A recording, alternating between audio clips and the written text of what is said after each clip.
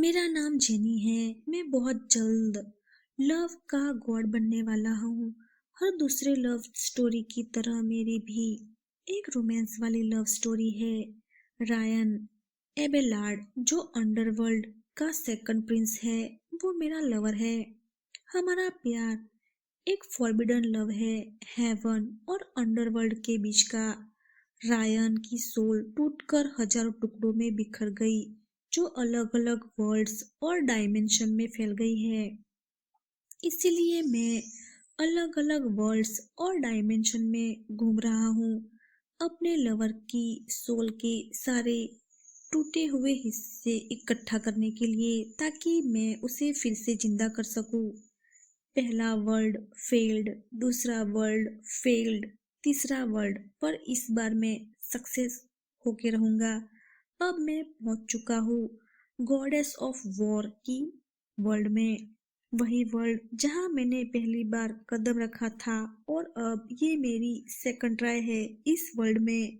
हाँ, क्योंकि मैं जब पिछली बार यहाँ आया था, तब मैं रायन को वापस नहीं ले जा पाया, पर अब मैं फिर लौटा हूँ अपने रेस्क्यू मिशन को पूरा करने के लिए।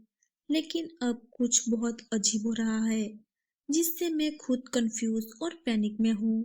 वो सेकंड प्रिंस का बॉडी जो मैंने पहले इस्तेमाल किया था, अब खुद ही फिर से जिंदा हो गया है। मैंने सोचा था कि वो मर गया है। वो कौन है? क्या ये सेकंड प्रिंस की असली आत्मा है? क्या आखिरकार वो वापस लौट आया है? और इससे भी बदतर, ड्यूक रेमंड जिसके अंदर रियान की आत्मा बसी है, वो मेरा प्रिय रियान, उसके प्रति ऑब्सेस है।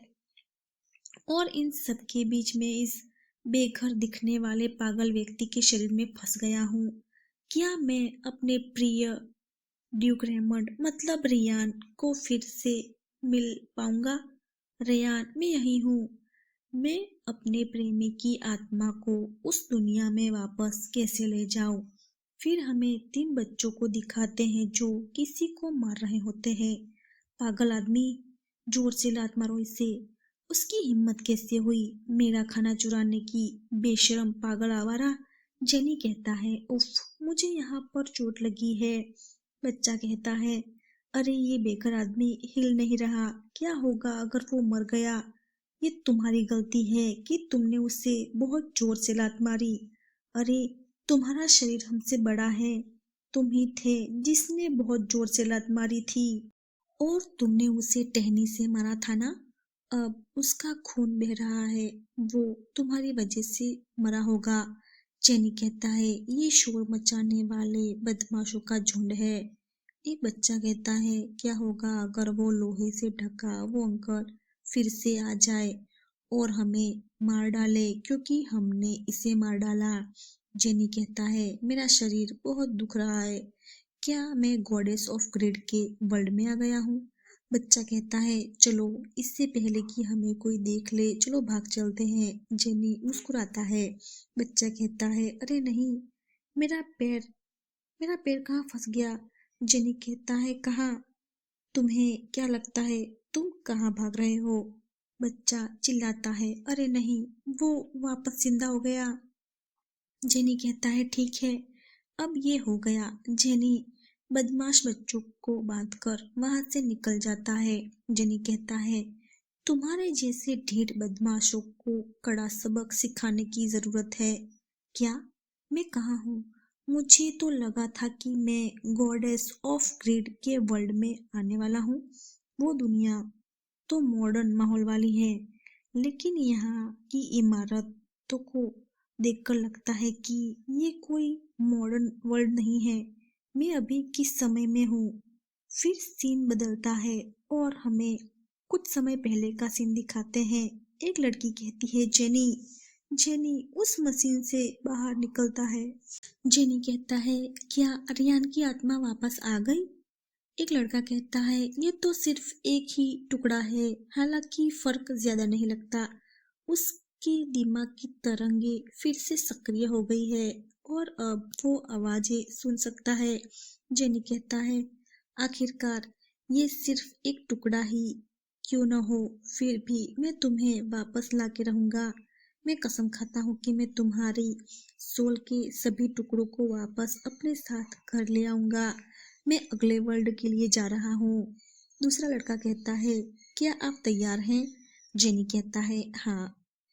लड़की कहती है, मैंने गॉडेस ऑफ ग्रिड से बातचीत की है और वो आपको अपनी दुनिया में प्रवेश की अनुमति देने के लिए सहमत हो गई है। क्योंकि वो मेरा वर्ल्ड नहीं है, इसलिए मैं तुम्हें गाइड नहीं कर पाऊंगी। तुम्हें ये सब खुद करना होगा। जेनी कहता है, कोई बात नहीं, अच्छा ही है ना? अब मैं शांति से रह सकूंगा तुम्हारी आवाज के बिना, जो हमेशा मेरे दिमाग में गूंजती रहती है। लड़की कहती है, हाँ हाँ चलो अब जाओ, जाकर अपने प्रेमी को वापस लेकर आओ। जेनी कहता है, ओके ओके, अब मैं जा रहा हूँ। जेनी वहां से गायब हो जाता है। दूसरा लड़का कहता है, क्या ये सही किया हमने कि उसे पहले हमने कुछ नहीं बताया? लड़की कहती है, हमारे पास और कोई रास्ता नहीं था, ये एक इमरजेंसी थी। वो वहां पहुंचने पर पता लगा लेगा। फिर हमें प्रेजेंट का सीन दिखाते हैं। जेनी सोचते हुए, ये कपड़े, बाजार की दुकानें और ये घोड़ा गाड़ी मॉडर्न वर्ल्ड में, ये सारी चीजें कैसे हो सकती है? ये तो बिल्कुल भी गॉडेस ऑफ ग्रिड की दुनिया नहीं लगती। लगता है मैं किसी पुराने जमाने में आ गया हूँ, शायद मिडल एज में। क्या ये तो बिल्कुल उस पहली वर्ल्ड जैसा है जहां मैं आया था। पीछे से एक दुकानदार उसे बाउल फेंक कर मारता है। आउच, बहुत दर्द हुआ। दुकानदार कहता है, मेरे रास्ते से हटो, मेरा सामान मत रोकना और उसे छूना भी मत, अगर तुम्हारी वजह से वो गंदा हो गया तो। जेनी कहता है, खून निकल रहा है। दुकानदार कहता है, तुमने मुझे सुना? जेनी कहता है, ये बदबूदार बूढ़ा आदमी। जेनी वही टूटा हुआ बाउल उस दुकानदार पर फेंकता है और वहां से भाग जाता है। दुकानदार कहता है, क्या तुम पागल हो गए हो? रुक जाओ, जब मैं तुम्हें पकड़ लूंगा तो मैं तुम्हें उबलते हुए तेल में तलूंगा। जेनी कहता है, काश कोई भी तुम्हारा सामान कभी न खरीदे। दो लेडी बात कर रही होती है। वो पागल आवारा फिर से शुरू हो गया। इस बार किस दुकानदार का सामान चोरी कर कर भागा है? जेनी भागते भागते दूसरी जगह पहुंच जाता है। जेनी सोचता है, उन्होंने क्या कहा, पागल आवारा? सब लोग मुझे पागल क्यों कह रहे हैं? ये तो बिल्कुल मध्य युग जैसा नजारा है। क्या मैं फिर से अपने पहले वाली दुनिया में लौट आया हूँ? अगर ऐसा है तो फिर से मुझे राजकुमार बनना चाहिए। लेकिन ये कैसे हो सकता है? एक राजकुमार अचानक किसी संकरी गली में यूं ही कैसे जाग सकता है?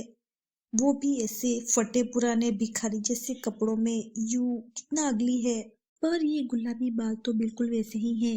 आखिर ये क्या हो रहा है? मुझे तो लगा था कि मैं किसी शानदार बेड बेड पर जागूंगा जहां मेरे आसपास नौकर और दासियां होंगी जो मेरे लिए स्वादिष्ट नाश्ता तैयार करते, जिसे मैं आराम से रॉयल बेड पर आराम से और शान से खा पाता। अचानक जेनी के पेट से आवाज आती है और उसका सपना टूट जाता है। मुझे बहुत भूख लगी है। देखते हैं इस आदमी के पास कितने पैसे हैं। मुझे कुछ तो खाना पड़ेगा वरना मैं जिंदा नहीं रह पाऊंगा। लेकिन उसके पॉकेट से सिर्फ पत्ते निकलते हैं। अरे नहीं, ये तो बहुत ज्यादा गरीब है। यहाँ तो बहुत शांति है। सब लोग कहाँ गए? वहां वहां से एक नोबलमैन शराब पीते हुए गुजरता है। दोपहर के वक्त ही नशे में धुत क्या ही हालत बना के रखी है। वो तो बड़ा खुश लग रहा है। अब तो मुझे भी पीने का मन कर रहा है। मुझे यहाँ आसपास कोई शराब खाना तो दिख नहीं रहा। आखिर ये आया कहाँ से? छोड़ो, मुझे क्या फर्क पड़ता है। लेकिन उसके कपड़े देखकर तो लगता है वो काफी अमीर होगा। जेनी हंसता है और उसके पास से गुजरता है। फिर वो पोटली चुरा लेता है। आपकी उदारता के लिए धन्यवाद। आपने अपने थोड़े से धन से इस भूखे गरीब आवारा पर दया दिखाई। नशे में टल्ली होकर भी वो इतना सारा पैसा लेकर कैसे घूम सकता है, जैसे वो खुद ही मुझे अपना सामान चुराने का न्योता दे रहा हो। क्या करूं? मेरे पास कोई और चारा नहीं था। हालत ने मुझे ये सब करने पर मजबूर कर दिया। अब तो इतने पैसे मिल गए हैं कि कुछ हफ्तों तक पेट भर खा सकूं और किसी आरामदायक होटल में रह सकूं। फिर हमें होटल का सीन दिखाते हैं। जेनी टेबल पर सोने के सिक्के रखता है। होटल का मालिक कहता है, वाह, इस पागल के पास तो मेरी सोच से भी ज्यादा पैसे हैं। आखिर इसे ये सब मिला कहाँ से? 2 हफ्तों के लिए। जेनी कहता है, हाँ, मुझे एक ऐसा कमरा दो जिसमें खिड़की हो। होटल का मालिक कहता है, ठीक है, ऊपर दूसरी मंजिल पर 5वां कमरा तुम्हारा। जेनी वहां से जाने लगता है। होटल का मालिक कहता है, अरे रुको, लो इसे अपने साथ ले जाओ। जेनी कहता है, क्या ब्रेड?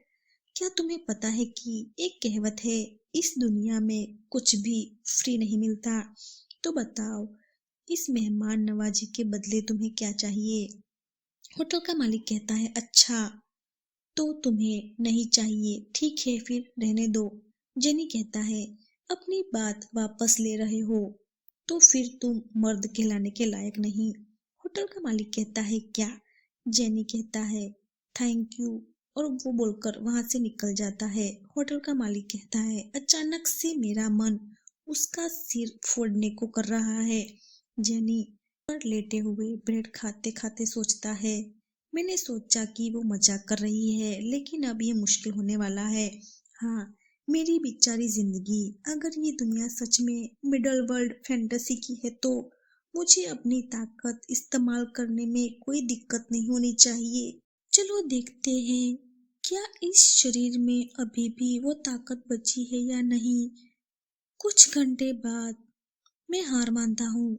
ना कोई स्पिरिचुअल एनर्जी, ना कोई माना, और मैं अपनी पावर भी इस्तेमाल नहीं कर पा रहा हूँ। इस दुनिया का मालिक कौन सा भगवान है ये पता नहीं चल रहा। मैं रेयान को जल्दी कैसे खोजूं? और सबसे जरूरी बात, आखिर मैं हूँ कौन? मुझे इस शरीर के बारे में कुछ भी क्यों याद नहीं आ रहा? पिछली दुनिया में मुझे याद नहीं था कि मैं लव ऑफ गॉड बनने का कैंडिडेट हूँ, लेकिन कम से कम मुझे उस शरीर की यादें तो थी जिस बॉडी का मैंने यूज किया था। लेकिन इस बार मुझे कुछ भी याद नहीं है। लोग मुझे पागल कहते हैं। मैं एक भिखारी जैसा दिखता हूँ, वो भी बहुत गरीब भिखारी। तो क्या अब ये ही मेरी जिंदगी है? किसी मामूली इंसान के शरीर में कैद होकर जीना? क्या सच में मैं किसी अनजान व्यक्ति के शरीर में हूँ? नहीं, शायद ये सब एक छलावा है। मैं सच में एक भिखारी तो नहीं हो सकता हूँ, है ना? मेरी बहन की दुनिया में ऐसे किरदार आमतौर पर किसी अमीर खानदान के नाजायज बेटे होते हैं जिन्हें त्याग दिया गया होता है। तो वो लड़की जेनी की बहन है, और वो भी एक गॉड है। या फिर ऐसे राजकुमार जो अपने राज्य में झगड़े के कारण छिपने पर मजबूर होते हैं।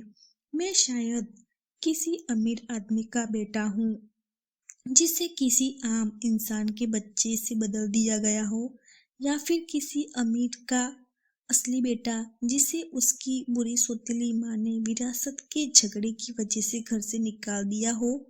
ये सब सोचकर ही मुझे चिढ़ आती है। चलो, इसे कल के लिए छोड़ देते हैं। फिर सीन चेंज होता है। जेनी खाते हुए सोचता है, खुद को ऐसे भिखारी के शरीर में पाना कितना बेकार है, और जोर जोर से हंसने लगता है। होटल का मालिक मन ही मन कहता है, उसका पागलपन फिर से बाहर आने लगा है। जेनी मन ही मन कहता है, इस पागल आदमी की भूमिका निभाते हुए मुझे अब तक समझ नहीं आ रहा कि मुझे क्या करना चाहिए। मैं पूरी कोशिश कर रहा हूँ कि इस शरीर की कुछ यादें मुझे याद आ जाए, लेकिन सब बेकार जा रहा है। जेनी कहता है, अरे सुनो होटल वाले दयालु आदमी। होटल का मालिक कहता है, हाँ बोलो, कुछ ऑर्डर करना है? जेनी कहता है, क्या तुम मुझे जानते हो कि मैं कौन हूँ? होटल का मालिक कहता है, ओ हाँ बिल्कुल, मैं जानता हूँ, तुम तो बहुत मशहूर हो। क्या हुआ, तुम्हारी याददाश्त चली गई है क्या? जेनी कहता है, ऐसा ही लगता है। होटल का मालिक कहता है, मैं तो बस मजाक कर रहा था। ठीक है, अब मेरी बात सुनो। तुम लोग तुम्हें लोग यहाँ ऐसे जानते हैं, एक पागल आवारा के रूप में जो लोगों का खाना और अमीरों के पैसे चुराना पसंद करता है। मतलब तुम चोर हो, जेनी कहता है। बस इतना ही। होटल का मालिक कहता है, बिल्कुल नहीं, कभी कभी तो तुम इतने पागल हो जाते हो कि लोग डर जाते हैं। जेनी कहता है, क्या सच में मैं इतना डरावना हूँ? होटल का मालिक कहता है, हाँ बिल्कुल।